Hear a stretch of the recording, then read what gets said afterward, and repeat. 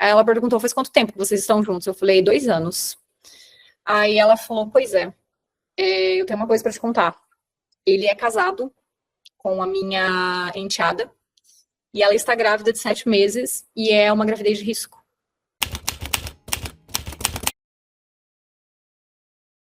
Minha infância foi bem tranquila.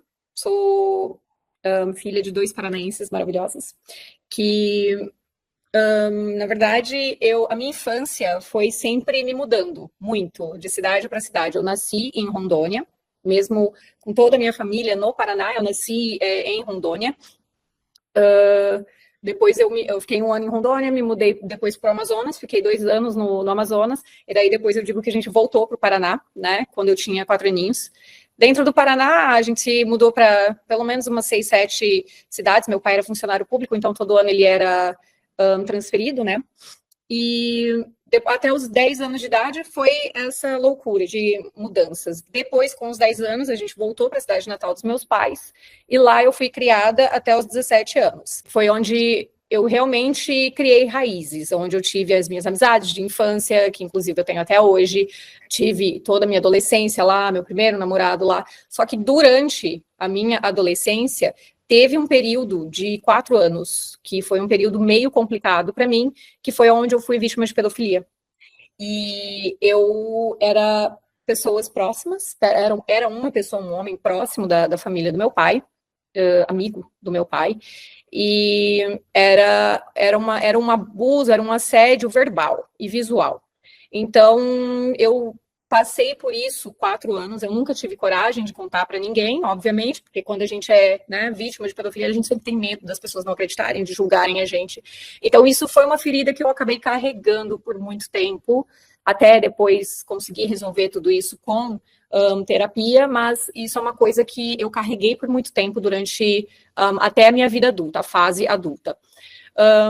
Com acho que uns 16 anos, eu tive meu primeiro namorado, inclusive foi ele que me ajudou a sair das garras desse pedófilo. Eu contei para ele que ele me ligava, assediava, falava coisas, e daí foi quando eles tiveram uma conversa e tudo foi resolvido.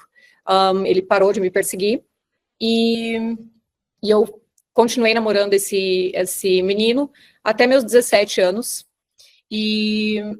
Mas voltando, assim, a minha adolescência em si foi super tranquila, exceto essa parte, assim, sempre foi muito tranquilo. Eu jogava vôlei, eu venho de uma cidade muito pequenininha, então todo mundo se conhecia, eu tinha muita liberdade, era muito tranquilo. A minha infância e a minha adolescência ali na minha cidade do Paraná foi, assim, excepcional, exceto essa parte foi excepcional, não tenho o que reclamar, foi maravilhosa. Tenho milhões de histórias com as minhas amigas, e é tudo história muito boa, lembranças maravilhosas. E daí, quando eu estava namorando com esse meu primeiro namorado, ele tinha um perfil muito ciumento. Ele era extremamente ciumento.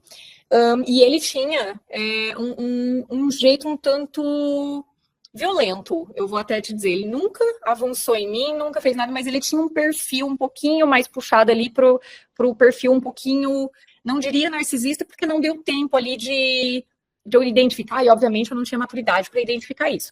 Mas ele tinha assim, um perfil mais agressivo, muito ciumento, possessivo.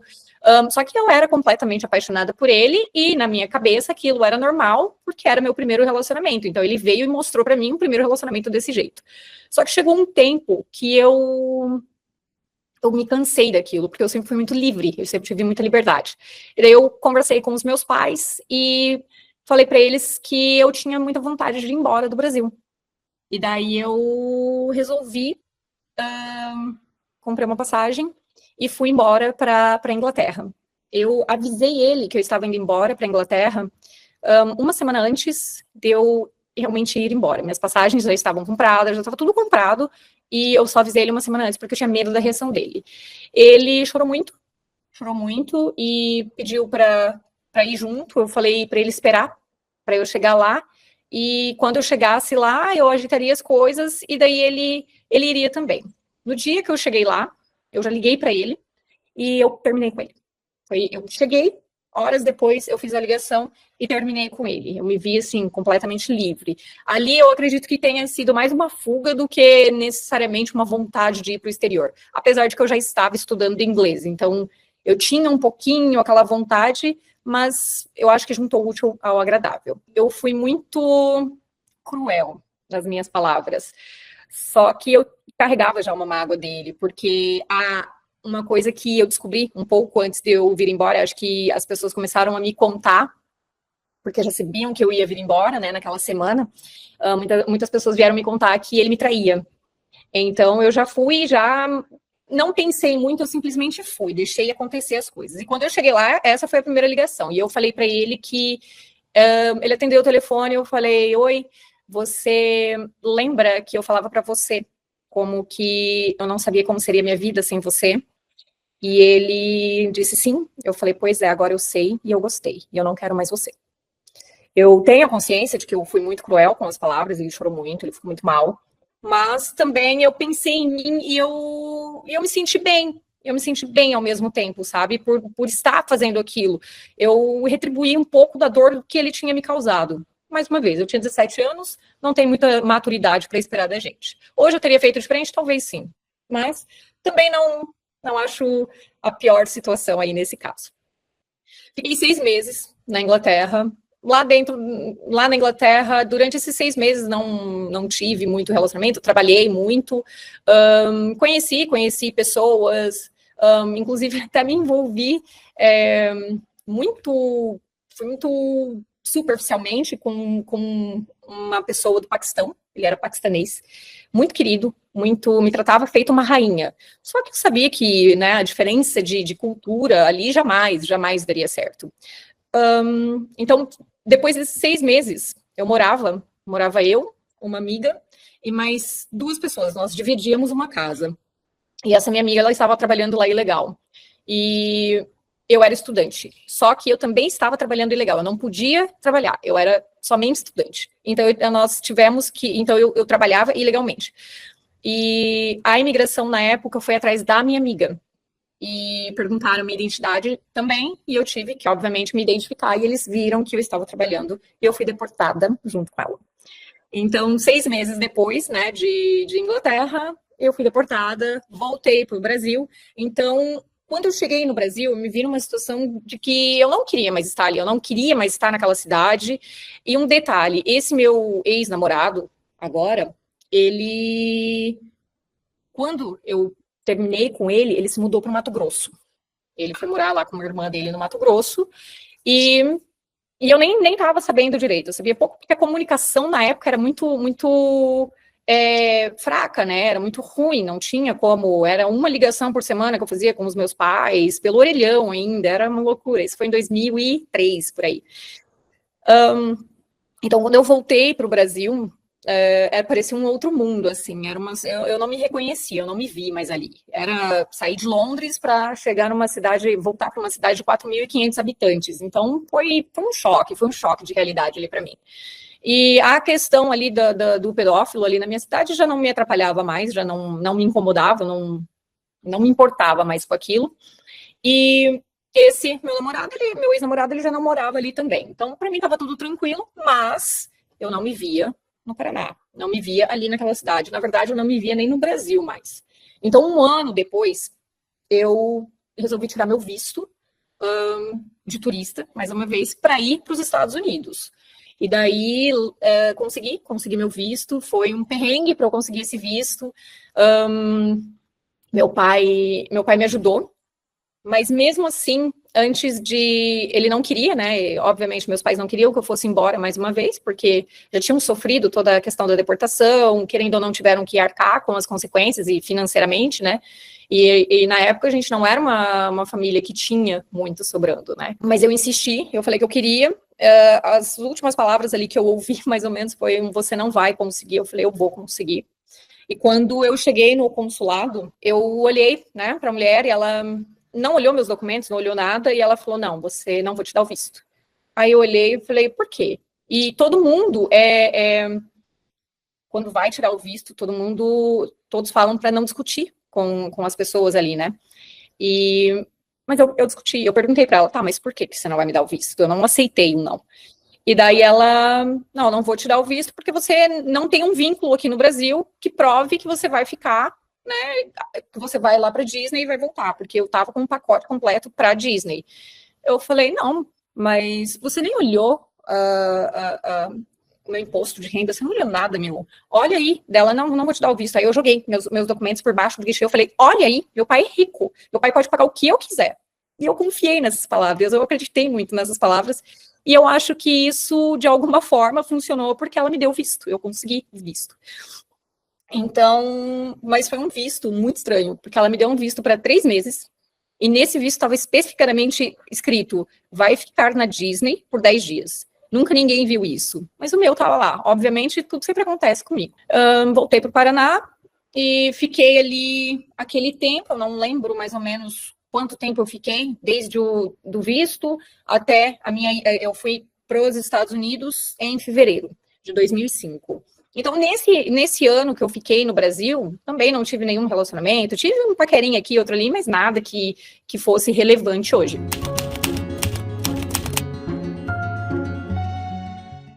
Quando eu decidi ir embora para os Estados Unidos, eu entrei em contato com um amigo meu de infância. Ele era um amigo mesmo meu de infância, a gente foi criado junto, e daí eu perguntei para ele se eu podia ficar na casa dele durante uns dias, um tempo, até eu me estabilizar lá, me organizar, encontrar algum lugar. Ele falou, claro, pode vir. Só que tem um porém, eu moro com mais 3 meninos. Eu falei, não tem problema, eu posso ficar no teu quarto? Dele, sim, claro. E os meninos eram todos ali da região ali do Paraná, então eram amigos de infância ali também, ou amigo de amigo, então eles estavam em casa ali.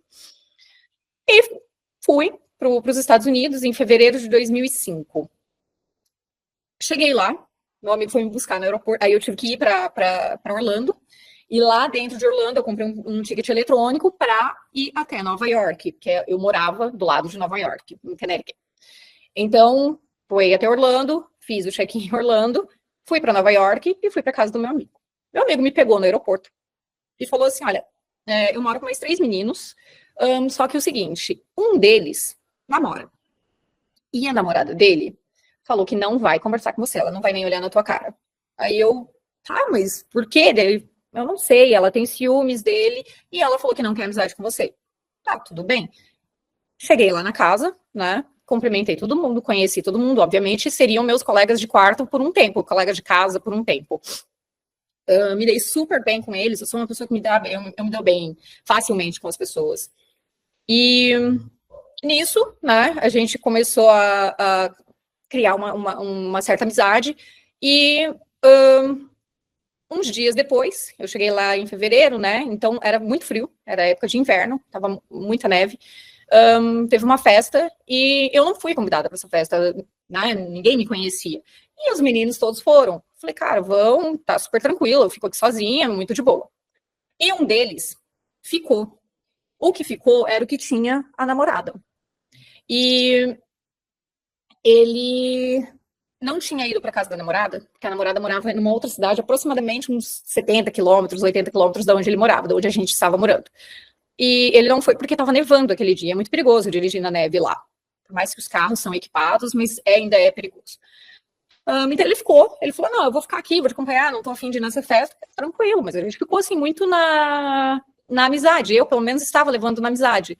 E daí foi quando tudo começou, assim, aí começa, aí ele foi, comprou um fardinho de Corona, e ficamos lá bebendo, conversando, dando risada, e as coisas começaram a ficar muito em comum ali, a gente criando uma conexão, e foi ficando legal, e nisso ele fez uma aposta comigo, uma aposta muito boba. Ele falou assim, se eu adivinhar a cor da tua calcinha, tu me dá um beijo? Aí eu falei, tá, e se você não adivinhar dele, daí eu te dou um beijo. Só que daí quando eu olhei a minha calça estava parecendo um pedaço da minha calcinha, assim, eu tava de moletom, era mais largo um pouco. E daí ele me beijou, essa foi a aposta, e ele me beijou. Sim, eu estava errada, né? Ele estava namorando, só que ele falou que já era uma coisa que não ia rolar e tal. E passou uns dias, né? Ele terminou com ela. Eu tava morando ainda ali na casa, mas não tava sabendo do que estava acontecendo, não me metia, tipo, foi aquilo ali e acabou. Então, nesse meio termo, nesse espaço de tempo, eu consegui um trabalho, só que numa outra cidade, uns 50 quilômetros mais ou menos também. Então, eu consegui trabalho nessa outra cidade e me mudei para lá. Aí meu primeiro trabalho foi num campo de golfe lá. E comecei a trabalhar e a gente manteve contato.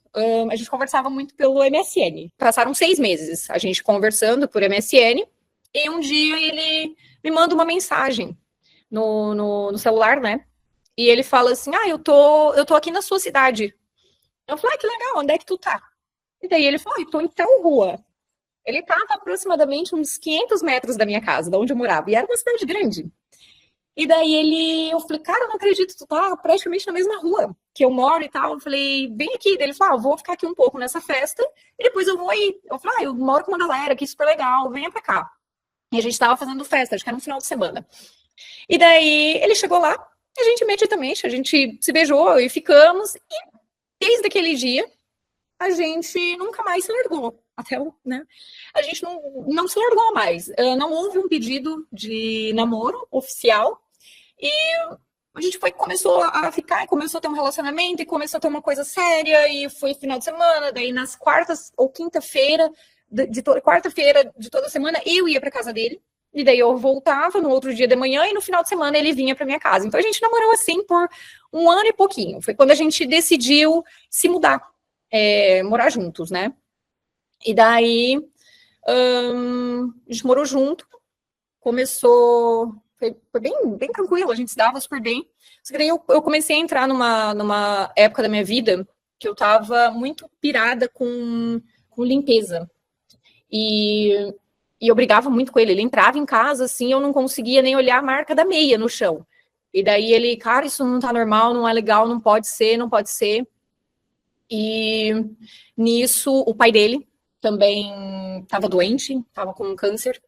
E daí a gente já começou a ficar meio que balançado, e o que a gente faz? E eu com aquela pira de limpeza, e o pai dele, daí ele, né, no auge da loucura ali, né? Porque imagina quanta coisa na cabeça, e morando fora, ele já estava nos Estados Unidos há mais ou menos uns 4 anos.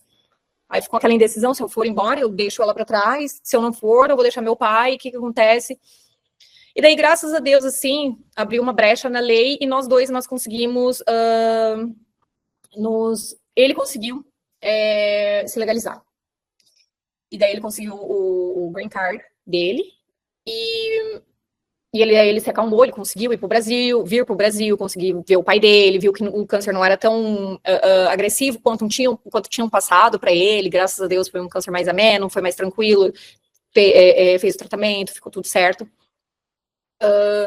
E depois disso, ele voltou, né? Aí ele falou assim, vou te levar para passear em Nova York. Falei, tá bom, me troquei, fui toda, né, maravilhosa. E daí chegamos na frente de um prédio muito alto, assim, lindo prédio. Daí ele falou assim, olha, me perdoa por ter mentido para você, mas a gente veio no psiquiatra. Aí eu falei, tudo bem. Aí eu entrei, não tem nada que falar, nem sei por que eu tô aqui, obviamente a gente não admite, né? E cheguei no psiquiatra, aí ele falou, tá, me conta sobre você. Eu comecei a chorar horrores, não parava de chorar, eu soluçava, e eu não sabia nem por que eu tava chorando tanto. Enfim, num resumo, eu entrei no Prozac, fiz algumas terapias, algumas sessões para melhorar aquela fissura por limpeza, né? E as coisas começaram a melhorar. E a gente sempre se deu muito bem. Porém, eu e ele era água e vinho. Assim, ele era super pacato, mais caseiro, e eu sempre fui mais da festa, eu sempre gostei mais de fazer as coisas, de procurar coisa nova para fazer, e ele era, né, caseirão. Um tempo depois, quando a gente já estava uns 4 anos juntos, uns 3 anos juntos, eu engravidei do nosso primeiro filho.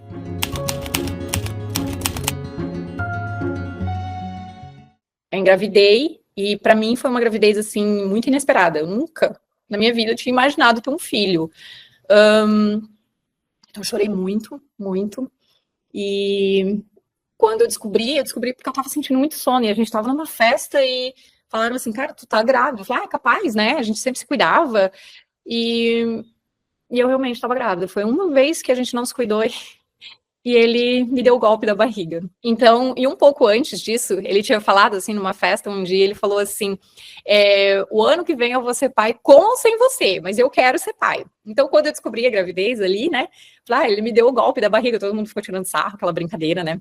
A gravidez foi super tranquila, muito de boa, malemar passei mal, foi assim, eu engordei 10 quilos, parecia assim, eu era magrinha, só com uma barriguinha, ninguém falava que eu tava grávida de 9 meses para ganhar nenê. Daí eu entrei em trabalho de parto. E nisso, um pouco antes disso, a gente se mudou para esse apartamento. Nós compramos um apartamento, né? E a gente se mudou para lá. E eu entrei em trabalho de parto e fomos pro hospital. E lá eu descobri que eu estava tendo pré-eclâmpsia, né? Então eu estava com a pressão muito alta e muito da cultura americana no parto, eles forçam muito o parto normal. E só que a pré-eclâmpsia, ela é, né, uma emergência, ela é considerada uma emergência. Então teria que ter sido uma cesárea.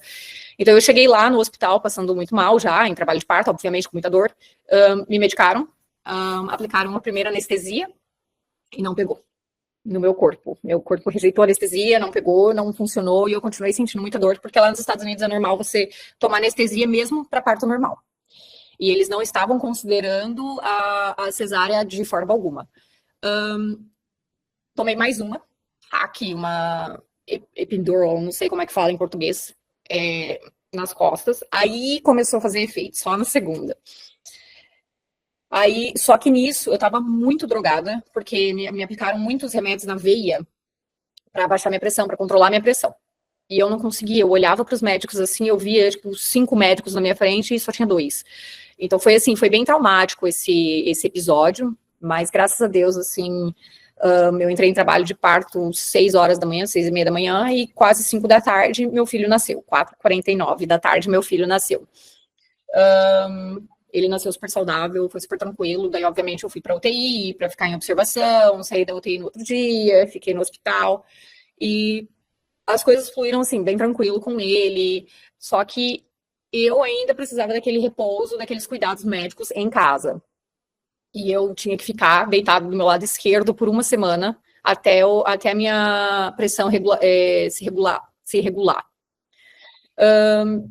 Depois disso, eu me lembro certinho do dia, eu acho que é muito válido contar isso, que eu tava segurando meu filho no colo, assim, eu olhei para ele, e daí foi quando o amor de mãe realmente nasceu em mim. Porque até então eu tava muito apática, com remédios, eu não conseguia nem pensar em nada, só queria sobreviver ali, né?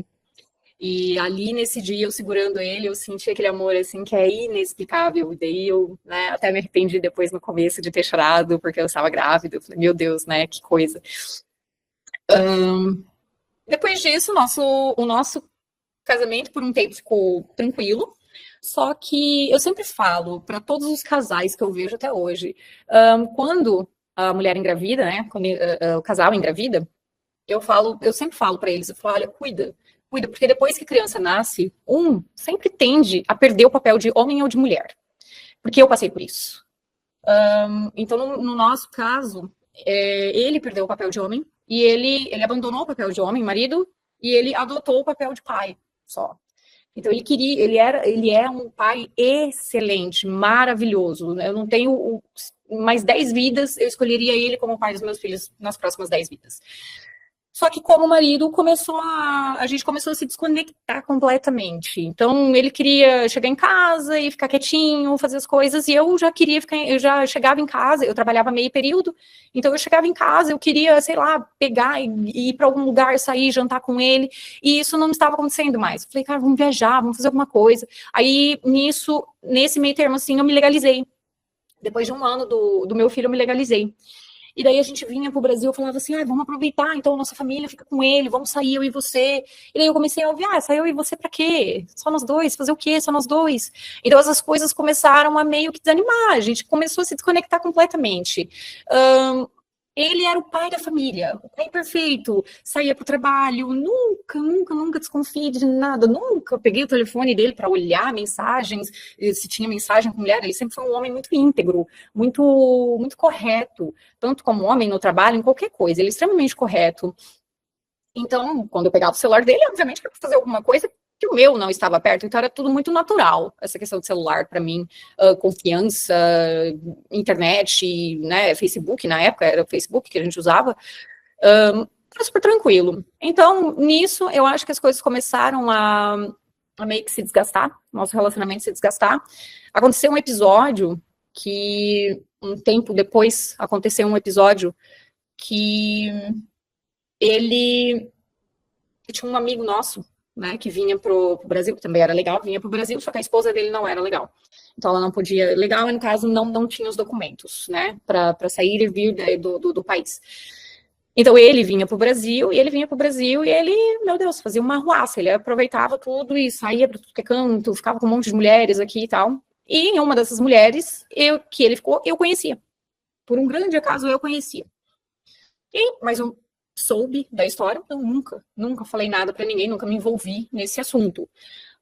Então, um tempo depois, teve uma briga entre esse casal, e ele foi para cima dela, ameaçou bater nela, na filha, e foi uma loucura, e ela saiu corrida de casa, e daí as pessoas começaram a contar a verdade para ela, de quem era ele, do que ele fazia, não só aqui no Brasil, como lá também com ela, e começaram a contar essa história. E como, né? Eu era a única pessoa que tinha uma, entre aspas, prova mais concreta contra ele. Ela me mandou uma mensagem ainda no Messenger do Facebook e perguntou: é verdade que ele ficou com tal, em tal lugar e tal? Ela tinha já uma riqueza de detalhes que não tinha como você não confirmar, ainda mais numa situação. Ela falou: olha, eu tô na casa de fulano, eu tô dormindo num colchão, eu e minha filha, num colchão de solteiro, eu preciso saber da verdade, eu preciso saber o que tá acontecendo.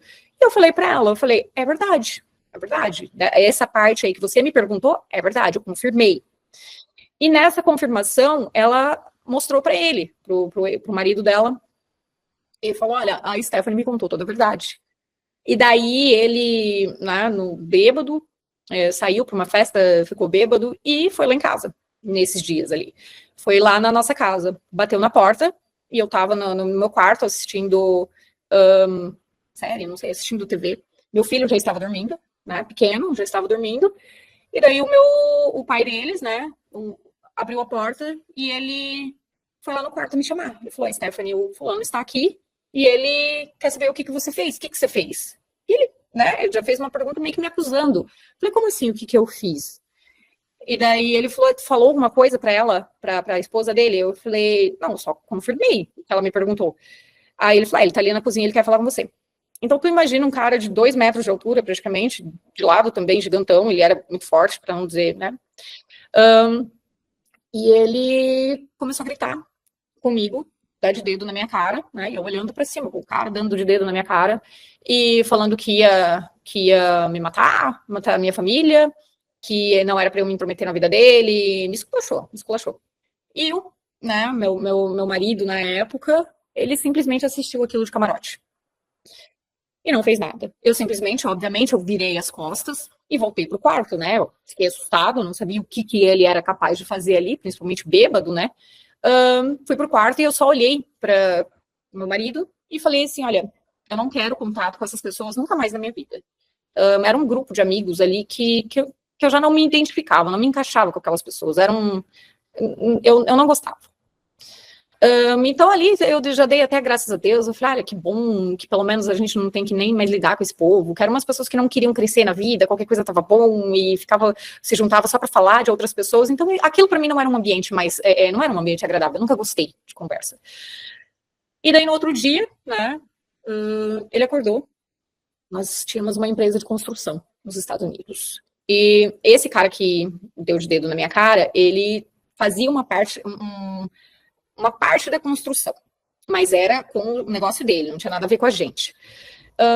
Daí no outro dia, o marido levantou para trabalhar e falou assim: vou fazer tal coisa, X coisa lá, que eram umas faixas aquelas faixas amarelas de estacionamento. Aí eu olhei para ele e falei, tá, tu vai fazer com quem essas faixas? Porque quem trabalhava com esse tipo de coisa era esse cara. Então o meu, ele emprestava o maquinário, eu não sei como é que era. Mas eu sei que quando ele ia fazer isso, ele precisava da ajuda daquele cara. Perguntei com quem ele ia trabalhar e ele falou, não, eu vou com fulano. E falou um outro nome. E daí eu, tá, tudo bem. Voltei à minha rotina, arrumando meu filho para ir para a escola, para eu ir para o trabalho, tranquilo. Saí, né? Passou a semana. Num sábado, nós estávamos em casa, ele estava dormindo ainda de manhã, eu sempre acordei muito cedo. E daí o celular dele estava na sala, do lado ali da TV. E eu passando bem na hora para ir para o quarto do meu filho, o telefone dele apita, né? Era uma mensagem dizendo assim, pode passar aqui em casa que o cheque do trabalho tá disponível. Eu olhei e era desse cara que ameaçou, não do cara que ele falou que ia trabalhar. Eu falei, que estranho. Fui e abri a mensagem. E eu vi que ele tinha ido trabalhar no outro dia, né, com esse cara. Então, aquele momento, eu chorei o final do meu casamento. Aquele momento, eu chorei o fim do meu casamento. A gente já estava se desconectando e tudo, mas a gente tinha, né, uma parceria muito legal, a gente se dava super bem, a gente se respeitava muito. Mas ali, eu me senti completamente sozinha, muito sozinha, porque eu falei, meu Deus, se eu não tenho um homem do meu lado para me defender quando essas coisas acontecem, eu não preciso de mais nada, porque eu não dependia dele financeiramente. Obviamente, né, nós tínhamos uma empresa de construção, então estava tudo no nome dele, mas eu também tinha o meu trabalho, então, óbvio que ele ganhava muito mais, né, mas o meu trabalho me manteria. Daí eu cheguei no quarto com o telefone dele na mão, eu ajoelhei do lado da cama e eu chorei muito, muito, eu me lembro perfeitamente desse dia. E eu falei para ele que não dava mais. Eu não conseguia acreditar que ele tinha feito aquilo comigo. Ali eu parei de admirar ele como homem. Eu parei eu não conseguia mais olhar para ele como homem. E ele, não, mas é que eu tinha que. Eu falei, cara, você foi para ganhar migalhas e você mensurou, tipo, o meu valor ali. E eu não fui sequer cogitada, né? Ali, será que a minha mulher vai gostar que eu vou trabalhar com ele? Será que seria uma falta de respeito com ela, nem nada? Ele simplesmente se importou mais com o dinheiro do que comigo.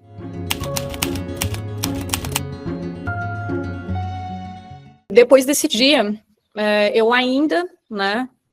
Depois de um tempo, obviamente, ficamos, né, brigados em casa, não conversava, não fazia nada.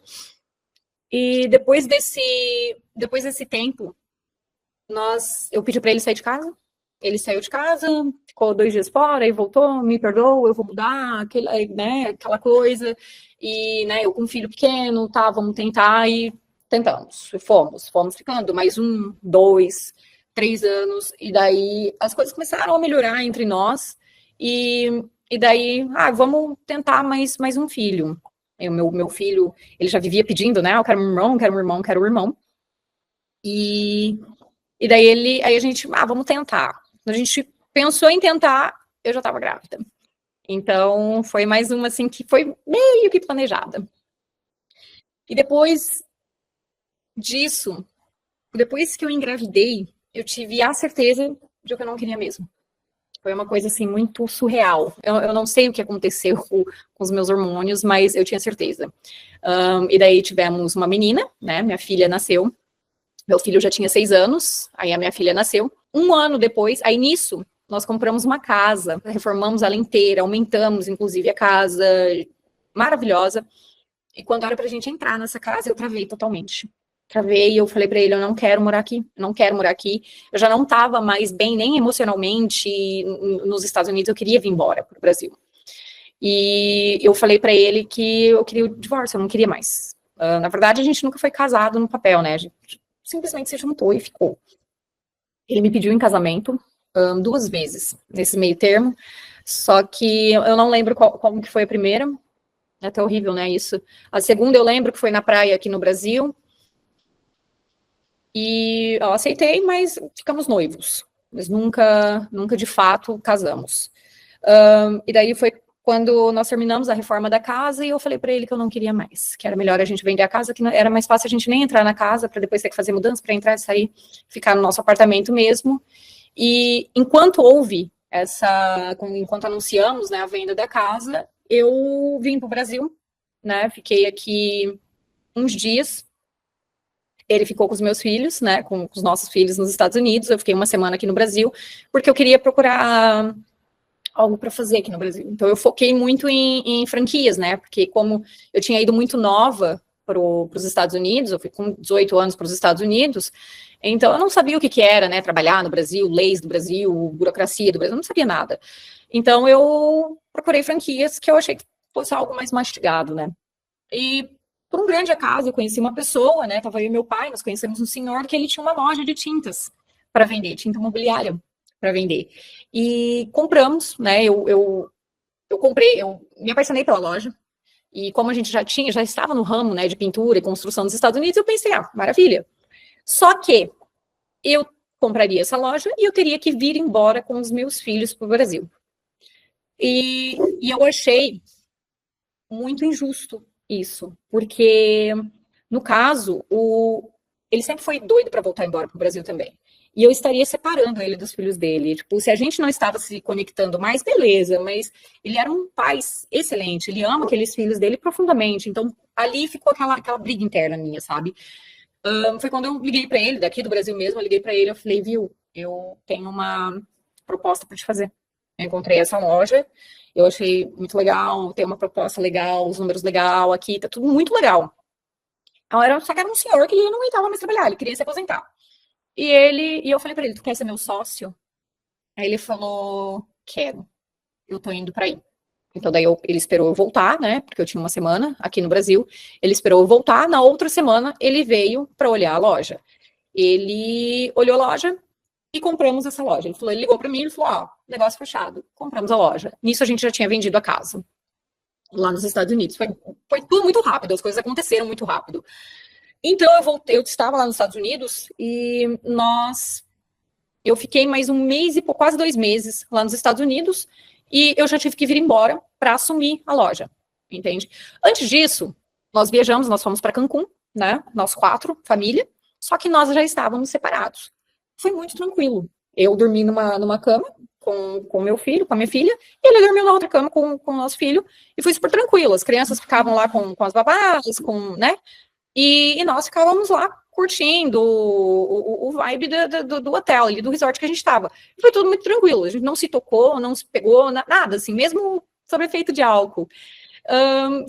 A gente se respeitou o tempo todo.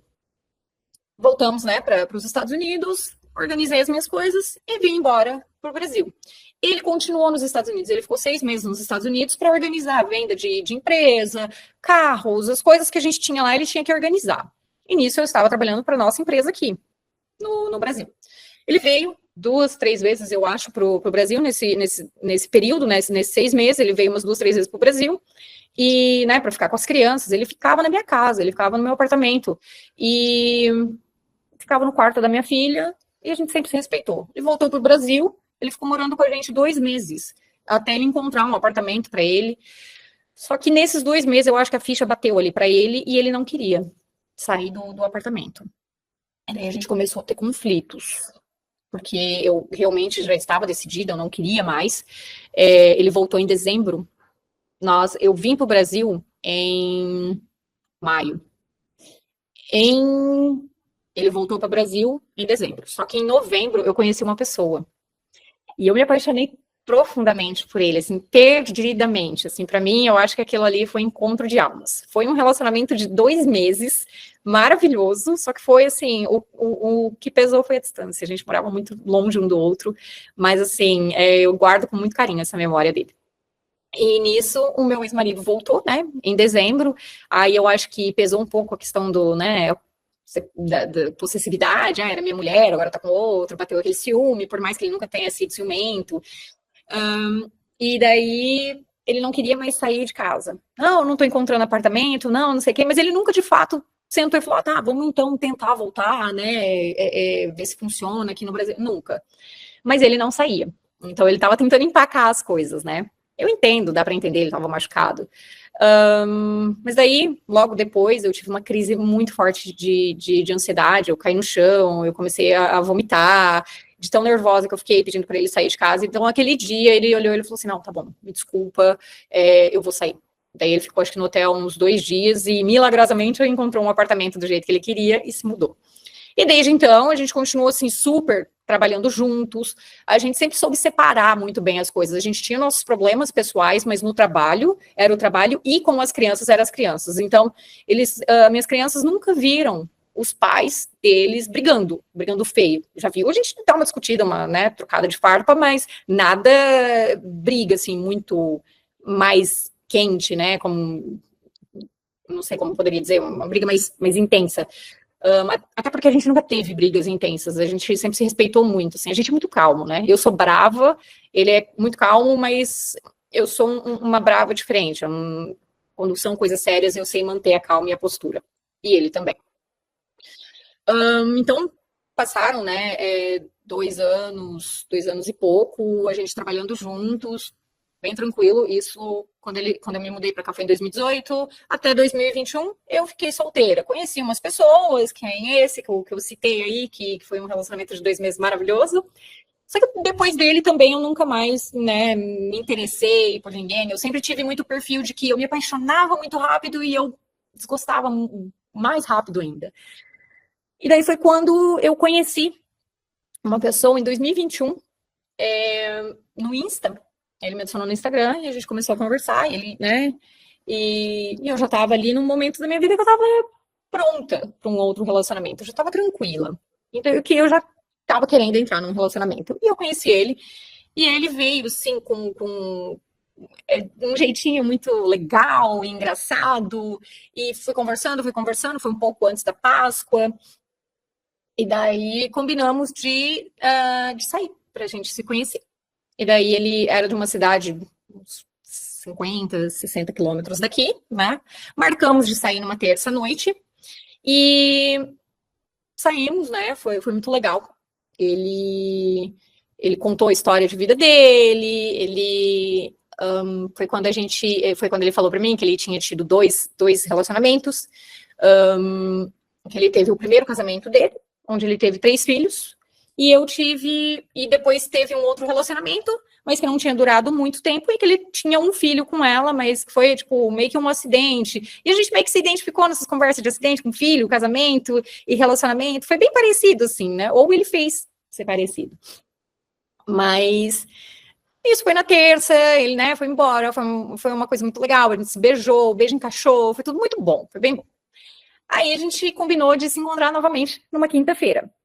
Nessa quinta-feira, né, ele teve uma hora que ele me mandou mensagem, ele falou, olha, me desculpa, mas talvez eu vou ter que cancelar, porque a mãe do meu pequenininho, né, do segundo relacionamento, ela bateu o carro e eu fui lá acudir os dois, né, ele trabalhava na área da saúde, urgência e emergência, então, né, foi lá acudir os dois e ele falou que tinha emprestado o carro dele para ela, porque o carro dela teria que ir, né, para mecânica, para seguro, essas coisas.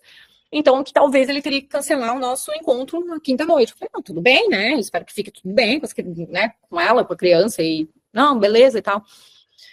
Então, um pouco mais tarde, ele me manda mensagem, falou, não, acabei de pegar o carro aqui, o carro tá de boa, tá andando, eu vou aí, porque daí amanhã eu deixo na mecânica lá, onde o seguro sugeriu, não sei. E, né, ele chegou, me buscou em casa, desci, já entrei no carro, o carro realmente estava batido e tal, e fomos para um barzinho, fomos para um barzinho. E vai, conversa, e a gente se conectando cada vez mais, e, né, aí voltamos para casa, ele dormiu comigo aquela noite, a gente dormiu junto, e daí passou o final de semana, era o meu final de semana com as crianças. A minha guarda é compartilhada. Então, é uma semana comigo, um dia comigo, um dia com o pai. Então, é bem, bem tranquilo. Então, aquele final de semana era o meu final de semana com as minhas crianças. E daí a gente não se viu, obviamente. A gente não se viu, mas conversando o tempo todo por telefone. Aí um dia, né, na outra semana, a gente conversando por telefone, eu estava almoçando e na época eu ainda era sócia, né, do meu ex. E daí eu recebi uma mensagem dele, um bilhete escrito, uma mensagem bonita, e no final, eu te amo. Eu engoli seco. Eu não sabia o que fazer, porque, né, meu ex estava na minha frente, eu fiquei olhando assim, e eu olhei para a mensagem, olhei para o meu ex, falei, meu Deus, né? E eu queria sorrir, mas, né, era uma situação meio chata, e tá, deixei, mas isso também fazia o quê? Uma semana que a gente estava ficando.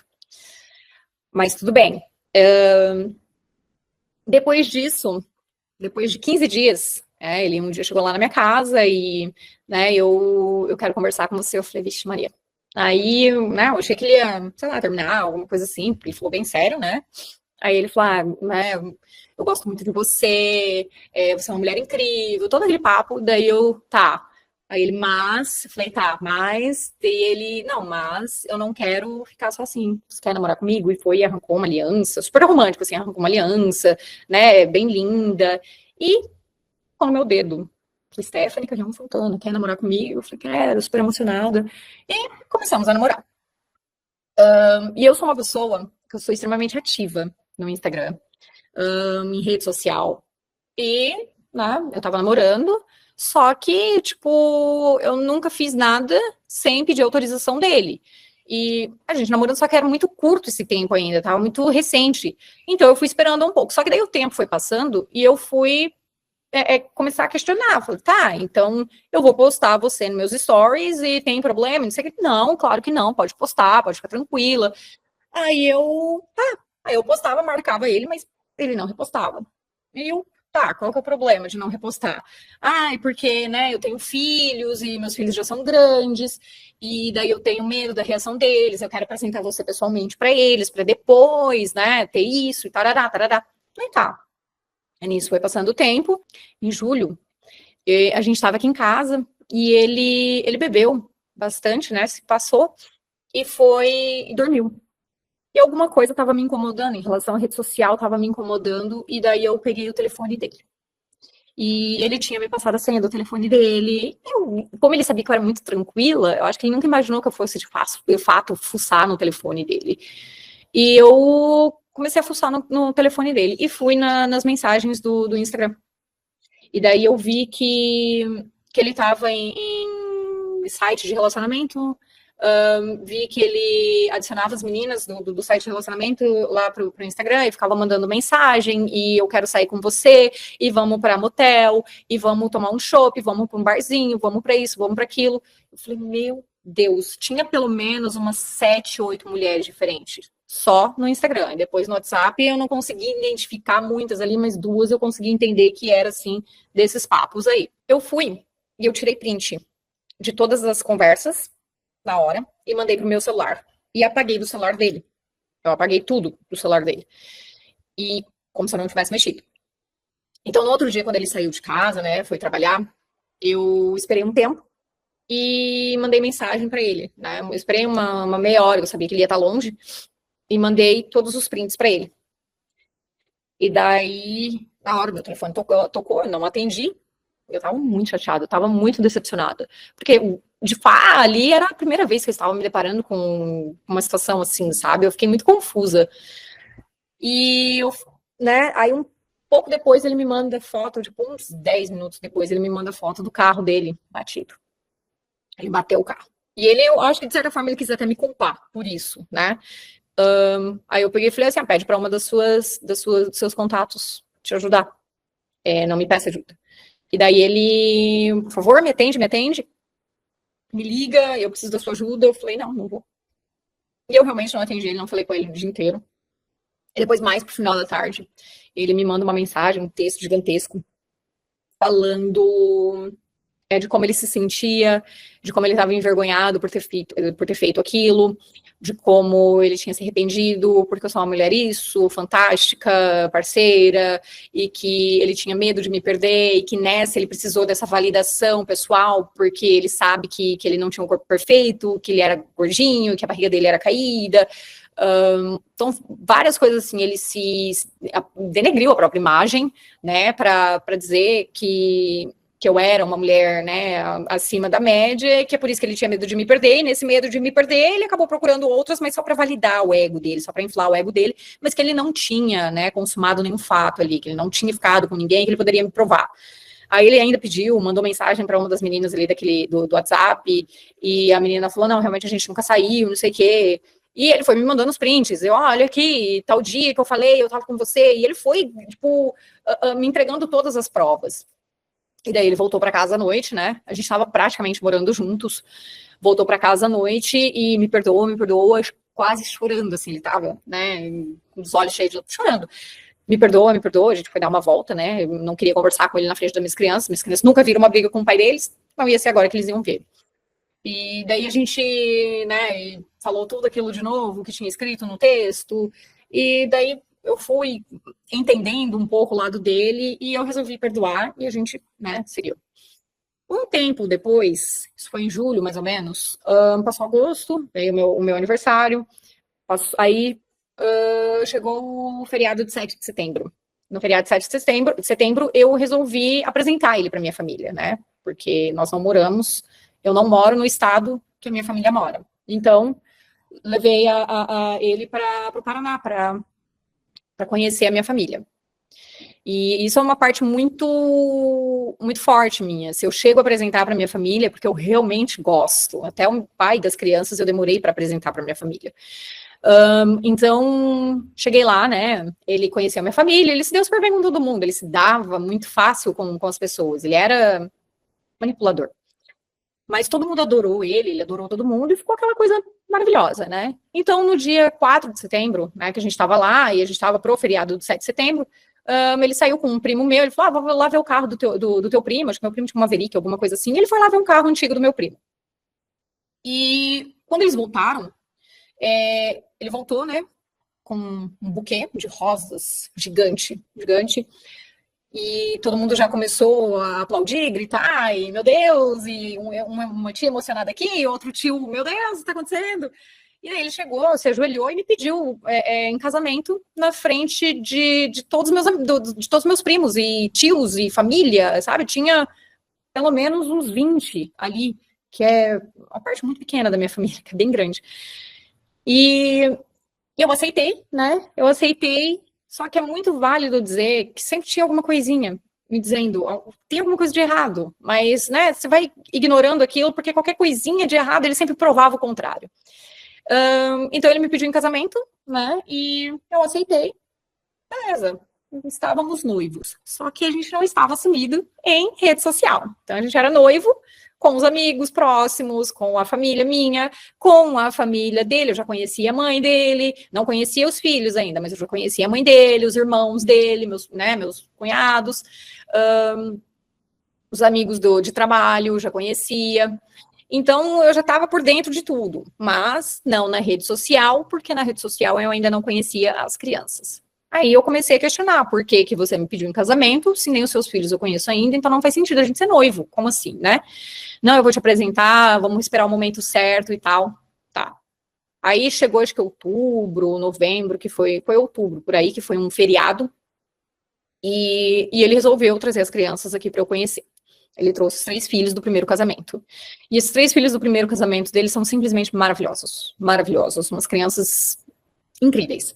E eles se deram muito bem com as minhas crianças. Então ali eu estava realizada, eu estava vendo uma família gigante. Como eu falei, eu venho de uma família grande. Né? Um Natal na minha família junta fácil 50, 60 pessoas. Então você imagina, eu ali, né, com meus filhos e os filhos dele. Então ali estava assim, tudo muito legal. E depois disso, ele me assumiu em rede social. Foi assim, ó, para mim era um sonho, estava tudo muito certo, estava indo tudo muito tranquilo. Fomos fomos pro Paraná, passamos o Natal lá. Ele levou os filhos dele pro Natal. Os filhos dele passaram o Natal com a minha família. Foi incrível, foi incrível. Foi um Natal maravilhoso. E voltamos, né, pro Paraná. E um tempo depois, a mãe, né, voltamos do Paraná em janeiro, não, um pouco antes do ano novo. Aí, em fevereiro, né, no final de janeiro, em fevereiro, por aí, a mãe das crianças, né, do primeiro casamento, me manda um monte de print. E era print dele pedindo para voltar com ela, porque aparentemente ele tinha descoberto que ela estava se envolvendo com outro cara. Pedindo para voltar com ela, falando que amava ela, tentando marcar encontro com ela. E ela também estava retribuindo isso tudo. Aí ela mandou várias conversas, algumas assim meio que aleatórias, porque os dois são da área da saúde, emergência, urgência e emergência também. Então, tinham assuntos em comuns, de Covid, essas coisas. E esses prints dele, né, falando coisas para ela e ela falando coisas para ele. E eu acho que em algum momento deu ruim o encontro deles, alguma coisa que era para ter sido um encontro e não foi, os dois se desentenderam mais uma vez, e ela, eu acho que no ápice da raiva, me mandou, né, esses prints para lascar com a vida dele. Porque, né, ela achava que, né, ela sabia que eu era a noiva dele. E daí ela pegou e me mandou essa mensagem, ela tinha meu número através das crianças, né, os filhos dela, com ele, e ela me mandou, né, as mensagens, os prints, e falou: esse é o homem que você está se relacionando, cuida. E, né, obviamente, na hora que eu vi aqueles prints, a minha família estava aqui, eles estavam de férias aqui. Eu só. E ele estava na praia, nós moramos no litoral, então a gente mora muito pertinho aqui do mar. E daí ele estava na praia com a minha família, os filhos dele também estavam aqui, e eu só mandei uma mensagem para ele, eu estava em casa. Eu mandei uma mensagem para ele e falei o seguinte: eu falei, olha, mandei os prints, eu falei assim, só não faz muito alarde, mas quando você voltar, as suas coisas vão estar prontas, as coisas das crianças vão estar prontas, você vai inventar uma desculpa e você vai dizer que você precisa levar as crianças embora e que você precisa trabalhar, e você vai carregar tudo, vai levar embora da minha casa, e você saindo daqui, eu vou te bloquear e eu não quero mais contato com você. E foi isso que aconteceu. Ele saiu de casa, ele voltou branco, só olhou pra minha cara, a minha mãe estava aqui, eu só olhei pra cara dele e eu falei, fala nada, só. E eu mantive a calma. Eu fui muito fria nesse momento. Por dentro eu estava despedaçada, mas por fora eu estava, né? Aí ele foi, se despediu da minha mãe, já se despediu daquele jeito e se fazendo de vítima. E minha mãe não entendeu muito, mas daí depois eu expliquei para ela o que tinha acontecido. Por cima, que eu também não compartilhava muito na nossa vida, né? Contei por cima, eu falei, a gente brigou e ele tá indo embora, só isso.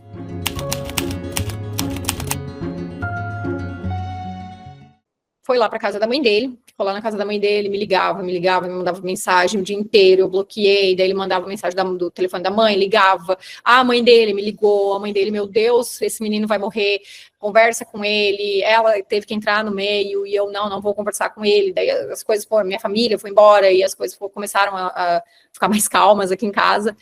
E daí ele apareceu, né, aqui em casa, e vamos conversar, pelo amor de Deus, vamos conversar, eu não consigo ficar sem você, me perdoa, eu posso te provar que ela está mentindo, ela quer acabar com o nosso relacionamento, eu posso te pegar agora e levar lá na casa dela para tipo, mostrar que ela tá mentindo e tarará, que ela inventou essas mensagens, ela falsificou isso daí para te mandar, e nananã.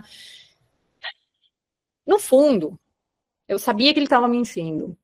Mas sabe quando você se convence de que aquilo é verdade em prol da família que você já tinha criado, ali entre aspas, você já estava encaminhada, você já estava com um casamento, né, marcado, você já estava com as crianças já entrosadas uma com a outra, e eu pensei, pô, né, vai que agora vai, depois desse chacoalhão, quem sabe agora ele toma jeito e, né, e dá certo entre nós dois. Por quê? Porque ele era um cara muito parceiro, né? Vamos ser justo aqui também. Ele, apesar de todas essas loucuras, essas traições, né? Que a gente pode sim considerar traição, por mais que não tenha tido contato físico, ele sempre foi um cara que ele sempre me apoiou em tudo. E sempre, não só apoiar, ele me incentivava. Então, ele, como era da área da saúde, ele me incentivou também a procurar alguma coisa para a área da saúde. E nisso, né, eu comecei a me interessar mais e comecei a olhar mais coisas. E me incentivava em tudo. Eu falei que eu queria fazer um curso de fotografia, ele falou, vamos fazer o curso, ele procurou comigo o curso, olha, faz tal lugar, faz isso, faz aquilo. Então, era uma coisa para se considerar, né, na hora de toda essa briga aí, tá, vamos tentar mais uma vez. Então, nesse tempo, né, a gente voltou, foi se reconectando. No meu aniversário, ele me deu um cachorro, o cachorro dos meus sonhos. Ele me deu esse cachorro. E as coisas começaram a fluir, assim, de uma forma muito natural e muito tranquila. Sempre assumido em rede social, declarações em rede social, não muitas, assim, não era aquela coisa exagerada, assim, mas era uma coisa tranquila, né, normal, aceitável. Ele trabalhava muito, né, ele fazia muito plantão. E nisso, isso foi passando, o tempo foi, né, sempre juntos, passamos o dia dos namorados juntos, fomos para uma cidade bem legal aqui perto, ficamos, né, um final de semana lá juntos. Aí em agosto foi quando eu ganhei meu cachorro, setembro passou, outubro chegou, novembro, que eu acho que foi mais um outro feriado, que né, a filha dele estava aqui em casa, né, do primeiro casamento. A filhinha dele estava aqui em casa, filha pré-adolescente. E daí ele resolveu trazer o pequenininho do segundo relacionamento, né? E esse pequenininho tinha 2 anos e pouquinho. E ele trouxe, passamos o dia junto, ele falou, você tem que devolver para a mãe dele, porque, né, ele fica muito grudado, e a mãe dele fica preocupada, e nananã, né, ainda é muito pequenininho, não quer que dorme aqui. Eu falei, tá, tranquilo. Trouxe a criança aqui, passamos o dia juntos, e nisso ele levou a criança de volta e falou que ia trabalhar, né, plantão. E ele, e a filha dele continuou aqui em casa. E ela falou assim, eu fui na festa de aniversário do pequeno. Eu, como assim você foi na festa de aniversário? Aí ele falou, ele fez aniversário tal dia e eu fui na festa de aniversário, o pai tava lá. Eu falei, o pai tava lá? Aí eu mandei uma mensagem para ele. Eu falei assim, escuta, tu foi no aniversário da criança?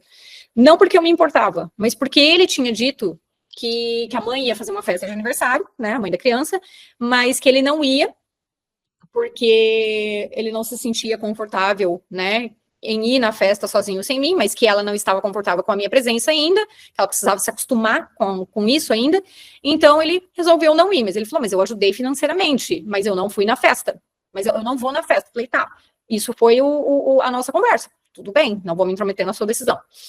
E daí ele, né, quando ela me falou isso da festa, ele falou assim, não escuta o que ela tá falando, ela tá delirando, isso é de uma outra festa, de uma outra vez, não sei o que, não sei o que, não sei o que. E eu fiquei com aquilo na cabeça. Beleza.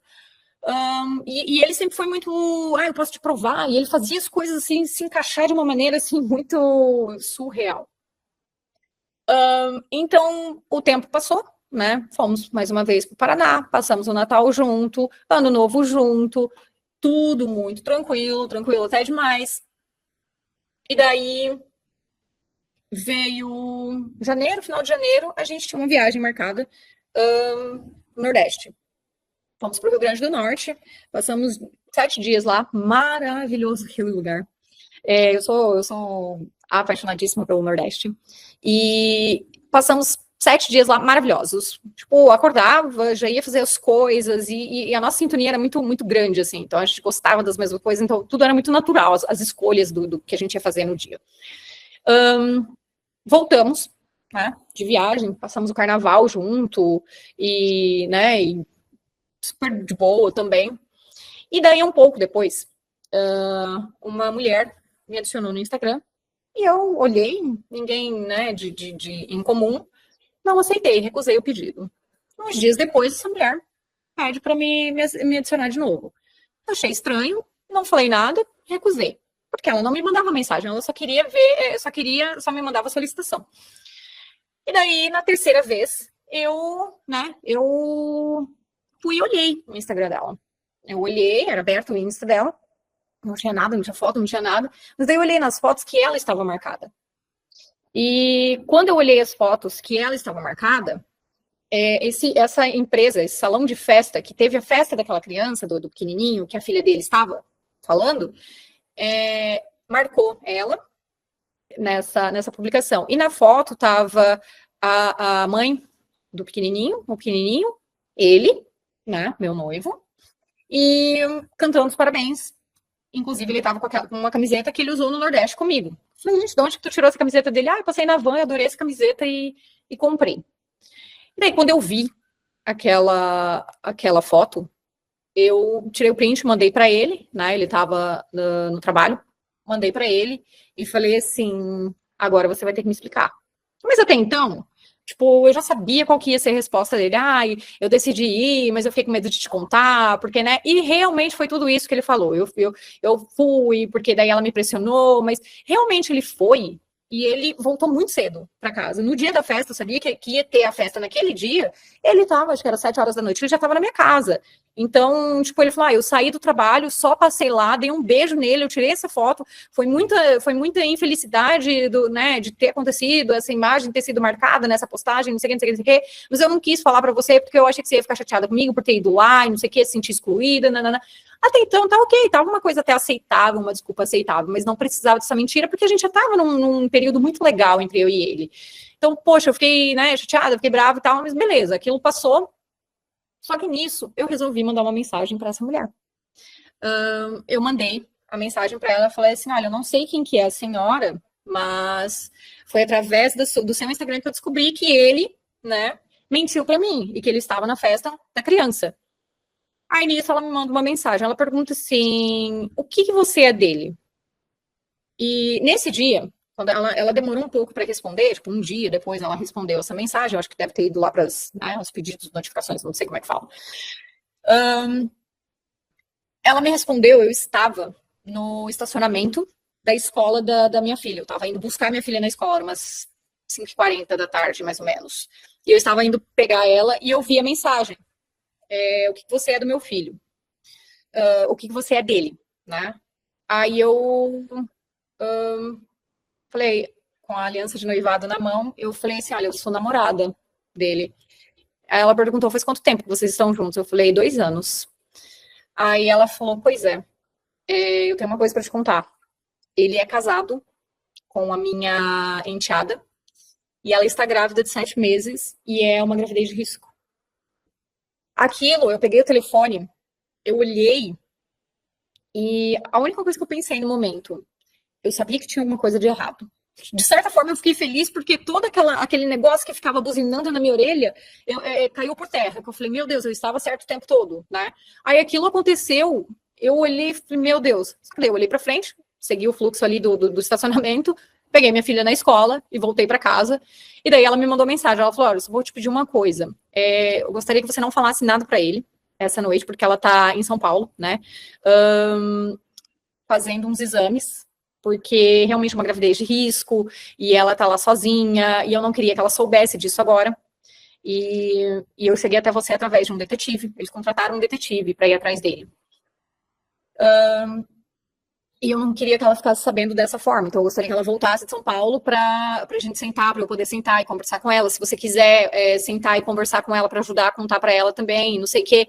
Aí eu olhei assim para ela e falei, tá, você me desculpa, eu entendo tudo isso que vocês estão passando, mas existe também um outro ser humano desse lado. Não tem como eu simplesmente fingir que você não me deu essa informação e dormir com ele essa noite. Não faz sentido isso que você está me pedindo. Eu entendo, mas não faz sentido. Aí ela falou, eu sei e tal, mas se puder te pedir outra coisa, por favor, fica com ele. Então ela queria, assim, o desespero dela para se livrar dele era tão grande que ela, inclusive, pediu para eu ficar com ele. Entende? Para perdoar ele, ficar com ele, para ele deixar a enxada dele em paz. E daí eu ignorei aquela mensagem e eu não mandei nada para ele. Por quê? Porque eu imaginei que ele já ia estar sabendo o que estava acontecendo, porque eu falei para ela que eu não ia segurar essa informação, que eu ia conversar com ele. Então ela falou, então não lembro direito como que aconteceu, mas eu sei que ele ficou sabendo já nos próximos minutos o que estava acontecendo. E daí, naquela noite, uma amiga minha me chamou, coincidentemente, uma amiga minha me chamou pra jantar e eu saí pra jantar. Fui jantar com ela, não comentei nada sobre o assunto, ela não tinha ideia do que estava acontecendo, simplesmente fui e ficamos conversando sobre a vida. Quando eu voltei pra casa, ele estava por aqui, não sei se ele estava me seguindo desde o restaurante ou se ele estava esperando eu chegar em casa, mas quando eu entrei, ele entrou junto. Naquele dia eu tinha tomado uns drinks, 3 drinks lá no restaurante, inclusive eu vim com um terceiro na mão. Entrei com ele, né, em casa, e quando eu subi pro meu quarto, ele já entrou junto. Ele veio um susto, inclusive. Ele entrou junto dele, pelo amor de Deus, vamos conversar. Falei, cara, não tenho o que conversar, não tenho, tipo, tu é casado com uma outra pessoa, como assim você faz isso comigo? Me pede em casamento, como que a gente ia casar, pelo amor de Deus? Eu falei, e ela tá grávida, daí, olha esse detalhe. Ele, o tempo todo, enquanto a gente se conheceu, desde quando a gente se conheceu, o tempo todo ele falou pra mim que ele tinha vasectomia. Eu nunca me cuidei com ele, nunca. E eu nunca engravidei. Mas eu sempre falava, ele sempre pedia para eu fazer teste de gravidez. Ele falava, vai, faz um teste de gravidez. Eu falei, pra que fazer teste, cara? Tu tem vasectomia, tá louco? Aí ele, né, falava, uma hora ou outra, a gente podia ter mais um filho, não sei o quê, se eu não tivesse vasectomia, né, que pena. E eu falava, pois é, mas se a gente tivesse um filho, seria um piazinho, um menino, e o nome dele seria tal. Tá, beleza, né? Segura essa parte. Então, né, nesse dia ele, como que ela tá grávida? Eu tenho vasectomia, não sei o que, não sei o que. Eu falei, meu Deus, chega de mentira, chega, né? Ele botou a máscara, caiu, tudo caiu por terra. Agora, tipo, assume teus BOs, né? Seja homem pelo menos uma vez na vida. Ele, não, mas eu não fiz isso. Quando ele falou para mim, o filho não é meu, eu fiquei tão ofendida por ela. Ele falou, o filho não é meu. Aí eu dei um tapa na cara dele. Porque eu lembro uma vez que ele tinha falado para mim, se uma mulher um dia na vida der um tapa na minha cara, eu nunca mais olho na cara dela. E essa conversa veio na minha cabeça nesse momento. Eu falei, agora. Eu dei um tapão na cara dele, assim, não muito forte, assim, devagar. E eu tava com uns drinks na mão, assim, eu peguei e joguei, assim, o drink nele. E eu tava com um pouco de drink na boca, cuspi nele, assim, eu fiquei com muita raiva. Eu acho que foi, assim, o ápice do meu ódio em toda a minha vida foi isso. E joguei nele, humilhei ele de tudo que é jeito, falei várias coisas sobre ele, e nisso o telefone toca. E era ela no telefone. E ela estava tentando entender o que estava acontecendo. Eu falei, atende esse telefone. E ele atendeu, né? Eu falei, coloca no viva voz, eu quero ouvir. Aí ela tentando conversar com ele, ele gritando, falando assim, acabou, acabou, eu não aguentava mais essa história, eu não aguentava mais essa situação, graças a Deus acabou, eu não quero ficar com você, eu quero ficar com a Stephanie, eu amo a Stephanie, eu não acredito que isso está acabando, como se ele estivesse numa agonia muito gigante, que assim, dando a entender de que ele me conheceu, né, e ele se apaixonou por mim, que foi um erro ele se apaixonar por mim, mas que não teve como controlar e que ele não queria mais se separar de mim, mas ele não tinha como se separar dela, porque, né, ela estava grávida, não sei o quê. E daí ele falou também que já estava tentando, que tinha tentado se separar dela em julho, e que ela não aceitou, e que resolveram tentar, né, voltar, e ele cedeu, e foi quando ela engravidou. E eu perguntei para ela se isso era verdade, e ela falou que sim, porque eu não sei porque eu lembrei ali na hora, e eu perguntei, e ela falou que sim, que ele estava tentando largar dela. E daí, né, nós conversamos um pouco ali por telefone, e ele, né, andando para lá e para cá, que nem um maluco dentro do quarto, e daí eu peguei e passei o meu contato para ela, pelo telefone dele, eu passei meu contato para ela, e pedi para ela me ligar no outro dia para a gente poder conversar. E eu pedi para ele ir embora. Nisso, eu falei: olha, se você não for embora, eu vou ligar, né, para um amigo nosso em comum ali, que era policial. Eu falei: eu vou ligar para ele e ele vai vir aqui te arrancar à força. Aí ele falou: não envolve nossos amigos nisso, não sei o quê. E ele saiu. Foi dormir num hotel na esquina da minha casa. Aí, no outro dia, eu fui e conversei muito com a esposa, né, no caso, e ela queria entender o que estava acontecendo, e eu também, né, queria entender o que estava acontecendo. E foi uma conversa de pelo menos umas 3 horas no telefone, colocando vários pingos nos is, assim, né? Perguntando, em tal época, tal dia, ele tava com você, então foi isso. E eu perguntei para ela uma hora, eu falei, cara, tu nunca desconfiou que ele tinha outra pessoa? Porque assim, ó, ele tava o tempo todo comigo. Ela falou, mas ele falava que estava de plantão. Eu falei, mas quem fica de plantão 10 dias seguidos, sabe? E o local de trabalho dele era na mesma cidade onde eles moravam. Então não tinha um nexo ali. Então ali eu percebi que ela realmente quis acreditar naquela história, e que eu ter entrado na vida dela ali naquele momento, né, foi a pior coisa, porque daí ela estava se deparando com a possibilidade de realmente perder ele. E foi mais ou menos isso, porque ele falou para ela que não queria ficar com ela, mesmo grávida de 7 meses, e eu perguntando sobre a gravidez dela, aí ela falou que era um problema, né, cardíaco, alguma coisa assim, mas que ia dar certo e tal. No resumo, depois ele, né, passou um tempo, ele veio atrás e ficou vindo atrás, e eu não tô mais com ela, eu tô resolvendo a minha situação. Eu falei, resolve a tua situação, depois eu converso, se é isso que você quer.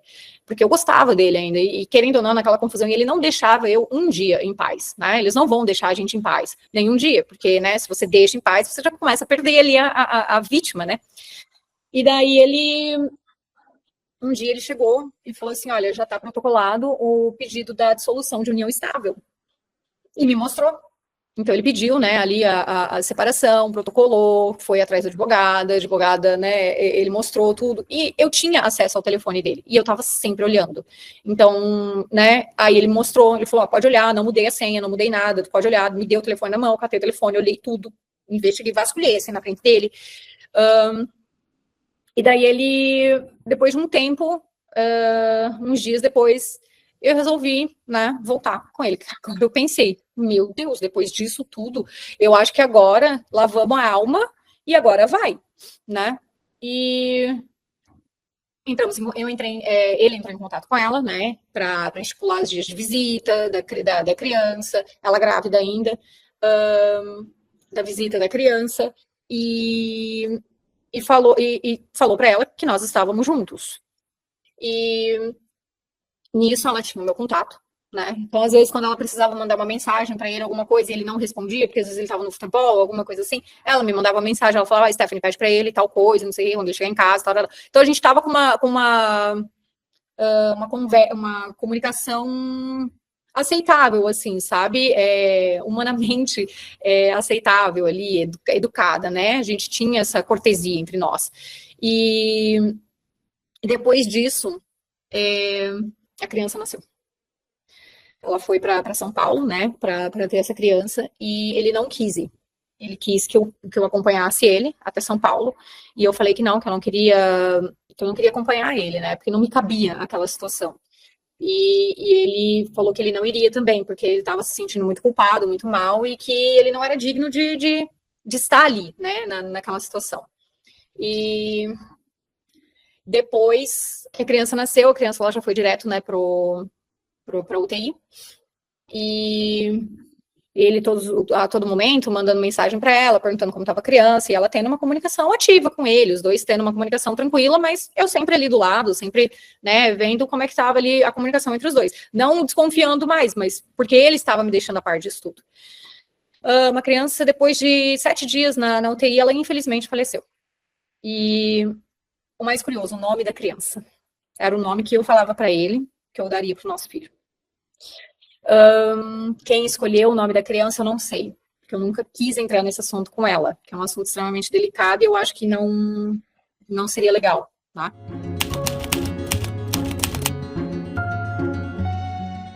Após o falecimento da criança, né, ele correu atrás da questão do funeral, ele foi no velório da criança, voltou para casa, ele voltou arrasado, obviamente, né, ele voltou chorando, ele chorava muito, muito, eu nunca vi realmente um homem chorar tanto como aquele dia, e ele sentou, nós sentamos ali num cantinho que a gente tinha aqui em casa, e ele falou assim, me pergunta tudo que você quer me perguntar, que eu vou te responder.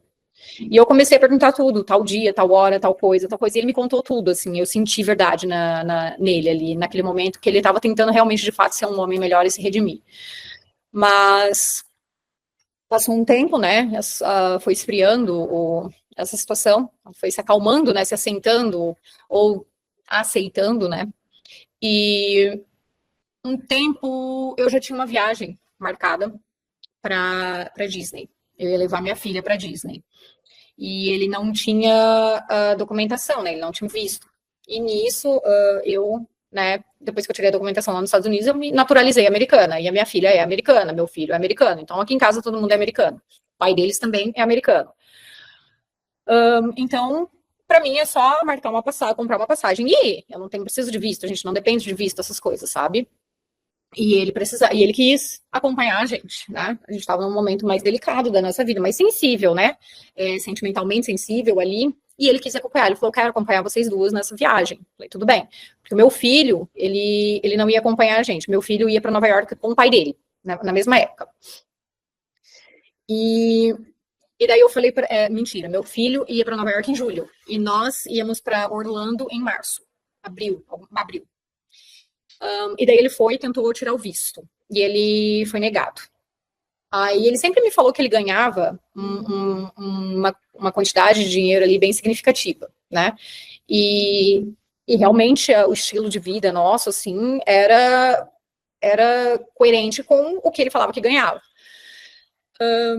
Mas daí o visto dele foi negado. Eu não entendi muito, porque ele tinha todos os quesitos, né, para para ter o visto. Eu falei, cara, a mulher simplesmente falou para você que não, você não pode aceitar um não, você tem que, né, questionar, por que não?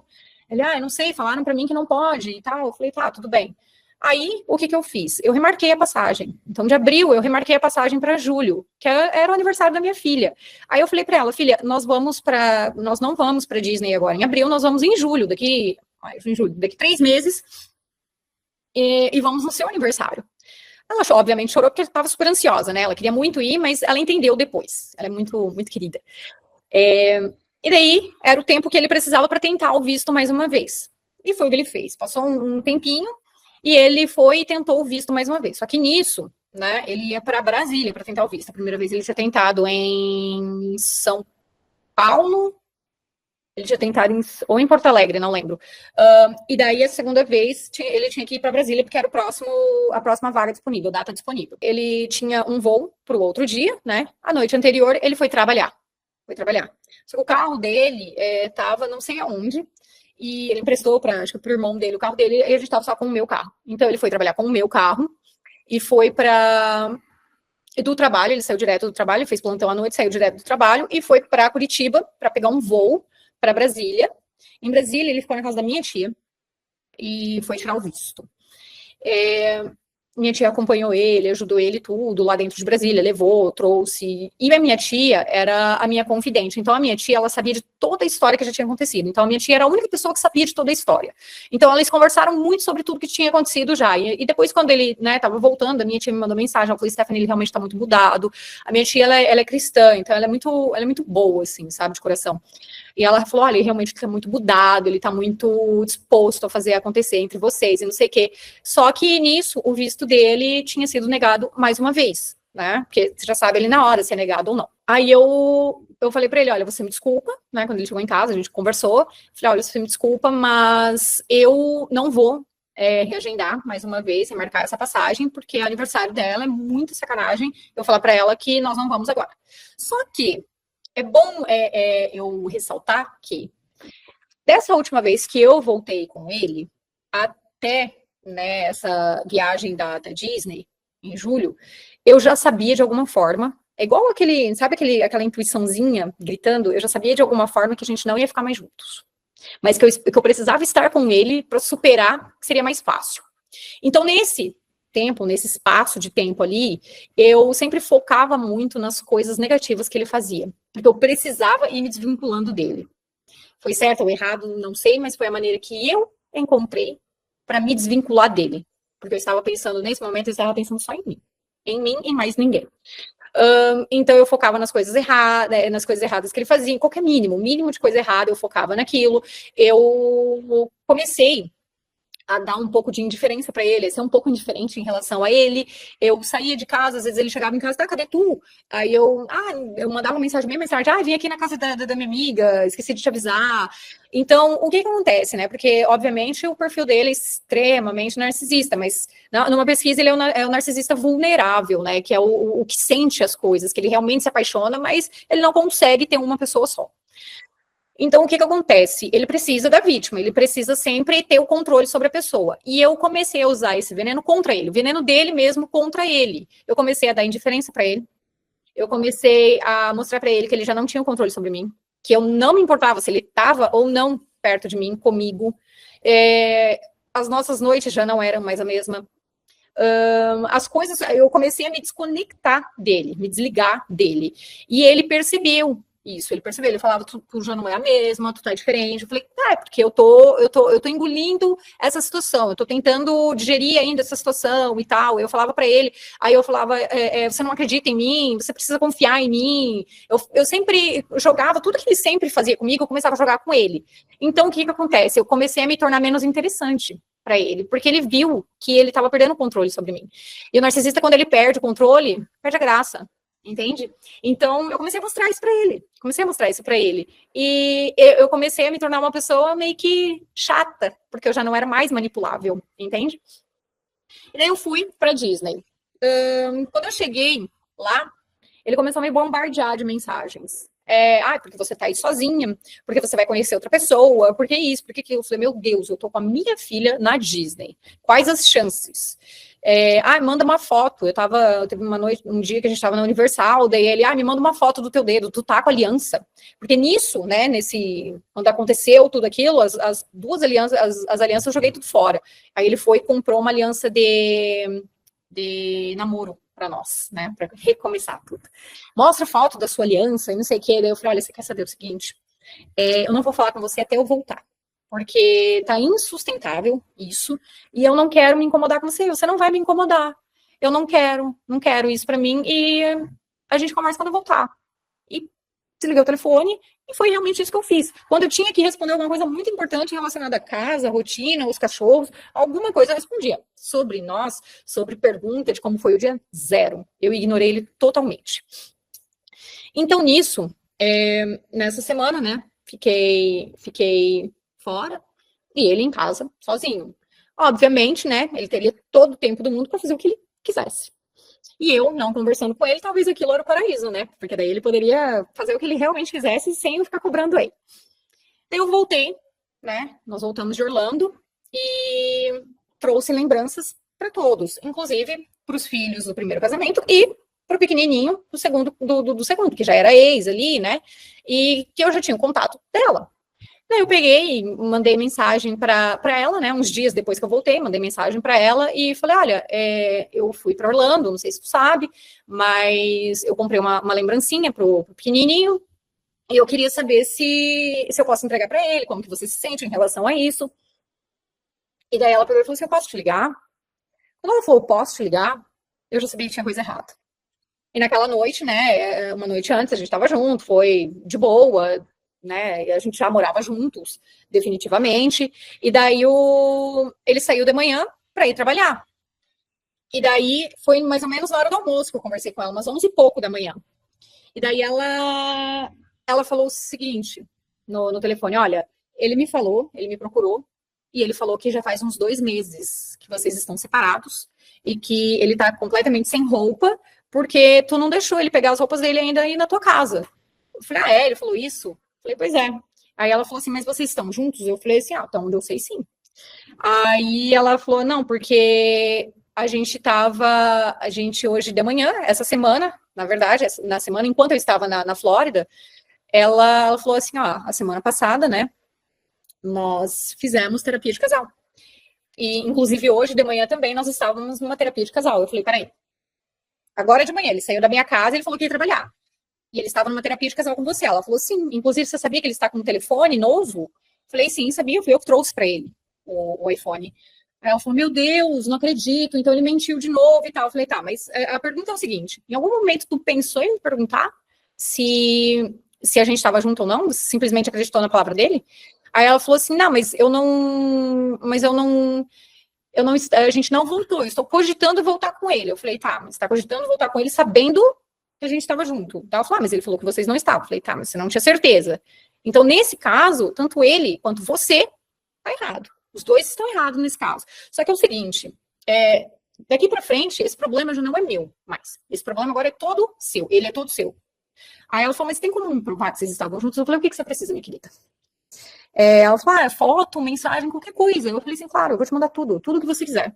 Mandei tudo, porque ela precisava dessa prova, por alguma razão. Mandei tudo para ela, e eu falei assim para ela, olha, a partir de agora, eu não quero mais contato com nenhum de vocês. Eu quero que vocês sumam da minha vida.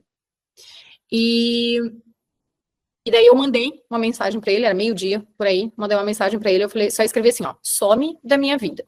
Essa foi a última vez que eu falei com ele. E daí ele, obviamente, né, tentou ligar, nisso eu já bloqueei ele, daí ela não falou mais nada comigo. Na verdade, acho que depois ela me mandou uma outra pergunta lá em relação a ele, eu nem respondi, ignorei totalmente, e ele começou a criar Instagram fake para mandar mensagem, e telefone, o irmão dele me ligando, ele tinha que entrar em contato comigo de alguma forma. Nisso, esse dia, foi dia 24 de julho de 2023. 24 de julho de 2023. Eu ia começar a faculdade. Eu ia começar a estudar terapia ocupacional no dia 8 de agosto. Um detalhe.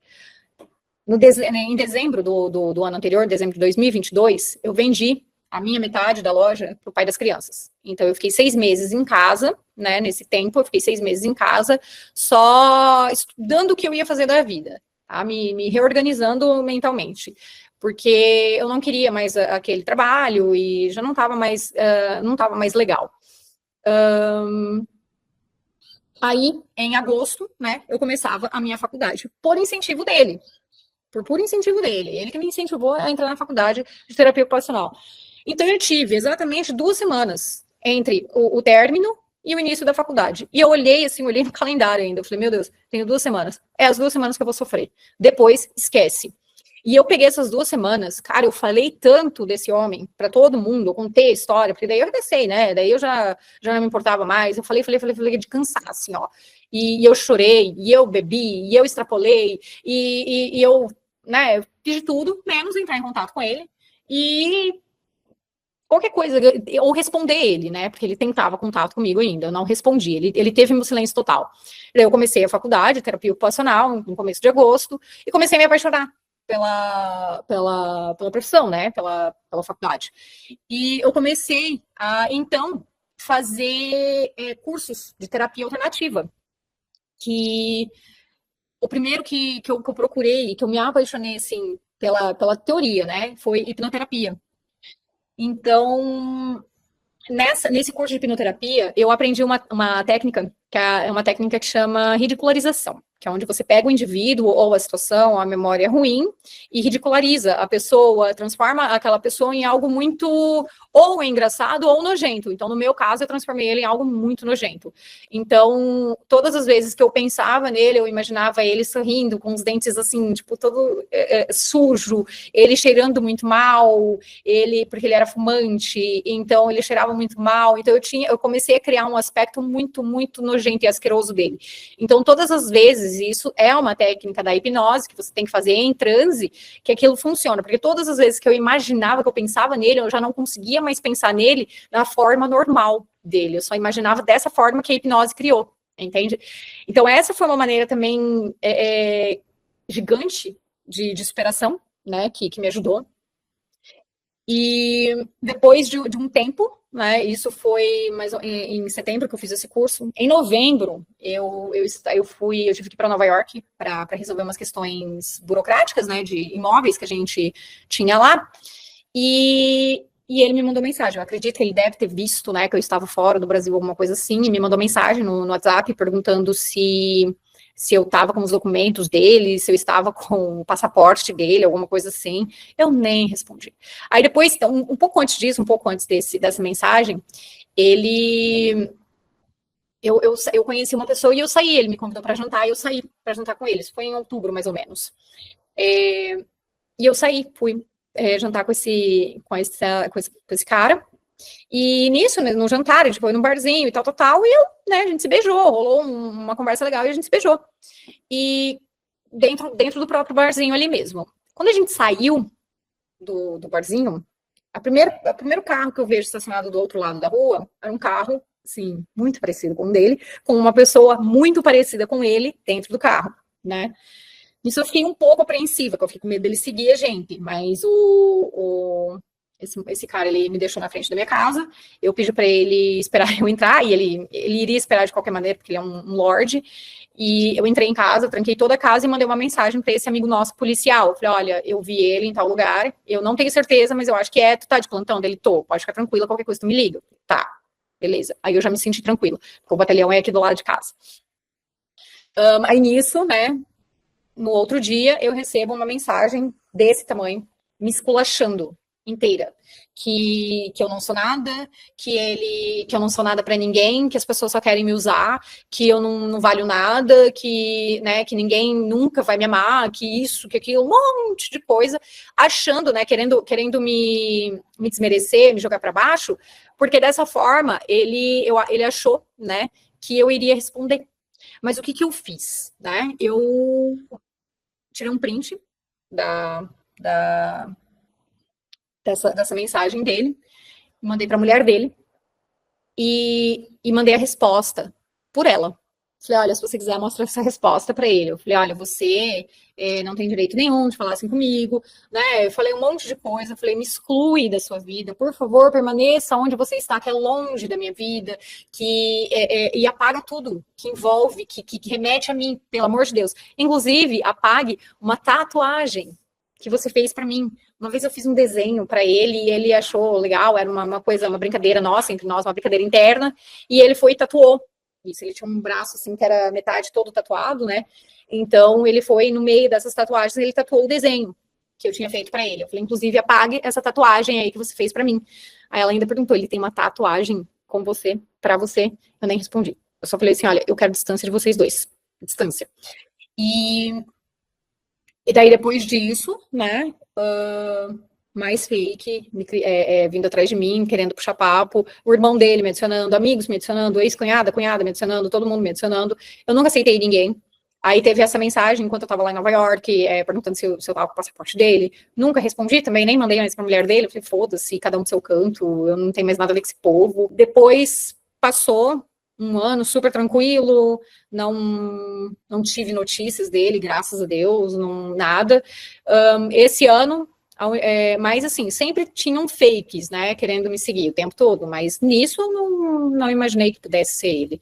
Aí, esses tempos atrás, faz uns 3 meses, que daí eu vi no meu Insta, né, profissional, que ele estava ainda olhando meus stories lá do Insta profissional. Aí eu já bloqueei imediatamente, não quero contato, não quero nada, mas é incrível, né, a maneira que ele ainda nunca se desligou completamente. Talvez não aceitou, né, que eu fosse me desligar e realmente nunca mais falar com ele.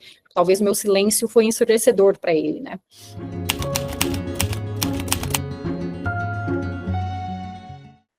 Então, foi praticamente isso. Aí, depois dele, eu não me relacionei com mais ninguém, de forma considerável, né?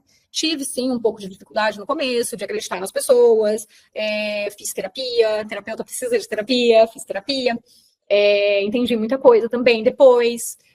Inclusive, entendi que, pelo fato de eu ter sido uma vítima de pedofilia, eu sempre buscava me vingar de homens. Então, o que acontecia? Eu me apaixonava, lembra que eu falei? Eu me apaixonava perdidamente, 2, 3 dias depois, era como se nada tivesse acontecido, como se eu não sentisse absolutamente nada, e eles ficavam se perguntando, meu Deus, o que aconteceu, né? O que eu fiz?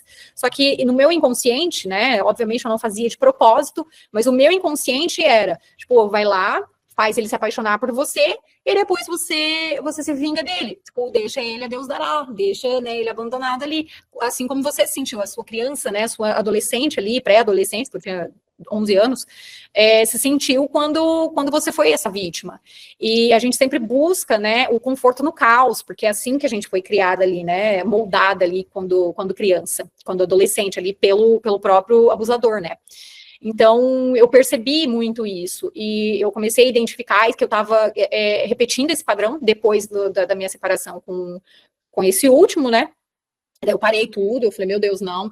Voltei para terapia, entendi muita coisa, e depois disso, tipo, tudo me acalmou, tudo ficou muito mais calmo. Então, hoje, né, eu não tenho ninguém, mas eu não tenho problema em me relacionar com ninguém, porque realmente a minha faixa é um pouco mais alta, né? Minha régua é um pouco mais alta. Então, nos dias de hoje já não é tão fácil assim a gente encontrar alguém à altura ou, né, ou alguém que vá se encaixar no nosso estilo, ritmo de vida.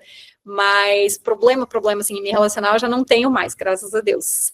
Então, o que eu levei, né, de lição disso tudo? Qual que foi a minha reflexão por ter passado por isso tudo, principalmente por esse relacionamento aí maluco, né, o último? Tudo tem um porquê na nossa vida, tudo realmente tem um porquê. Então, ao invés de focar no problema, eu sempre foquei muito na solução. E nesse caso, assim, eu não fiquei, eu não me vitimizei, porque eu teria todos os motivos para me vitimizar e todas as razões para isso também. Mas eu aprendi muito com isso, e eu entendi que ele realmente ele precisava passar na minha vida. Porque assim, ó, ele foi um cara que nem eu sempre eu falei ali, né? Que ele sempre me incentivou.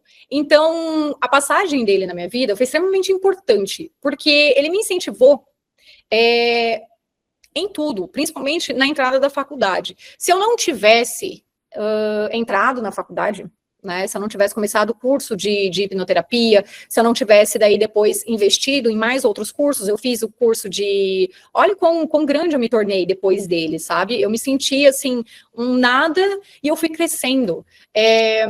De empresária, né?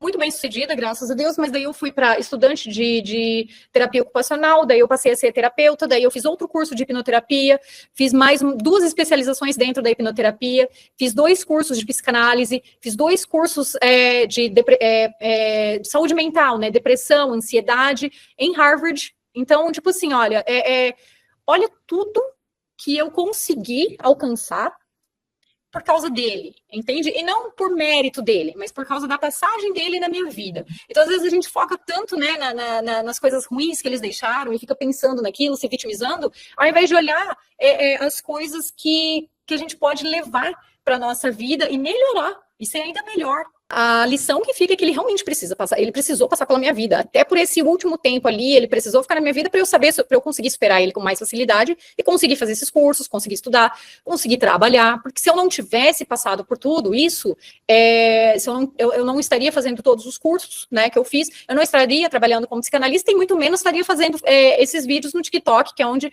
todo mundo chegou até mim. Então, olha o legado que ele deixou para mim, sabe? O legado que ele deixou para mim, não. Olha tudo que ele...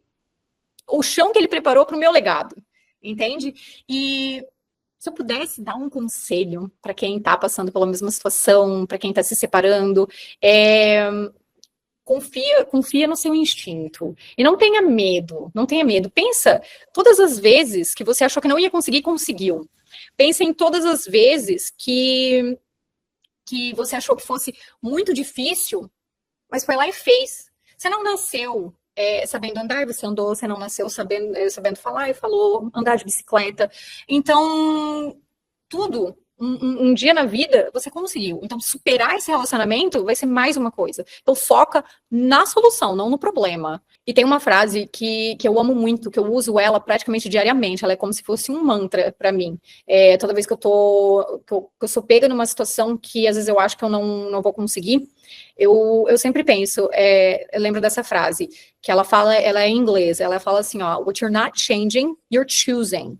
O que você não está mudando, você está escolhendo, você está aceitando. Então, se você não está mudando, né, essa sua situação hoje com o seu marido, com o seu relacionamento, com o seu trabalho, você está escolhendo permanecer ali. Então, presta muita atenção nas suas escolhas, para depois não reclamar e não se vitimizar, porque quem está se colocando nessa posição é você.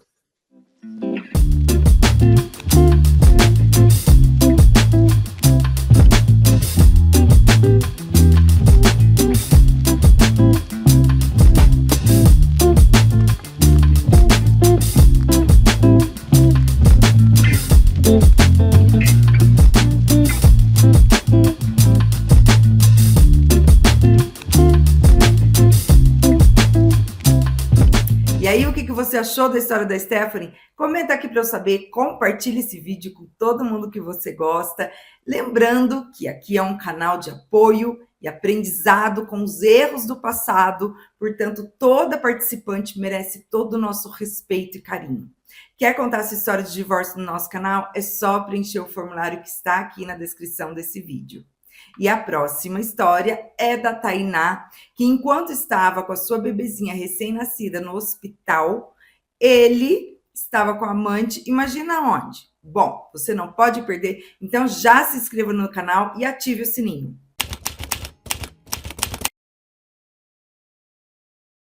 Ele chegou em casa, sentou no sofá, de frente pra mim, e falou assim: não dá mais pra gente ficar junto. Eu não te faço bem. Não é justo você ficar com uma pessoa que não te faz feliz.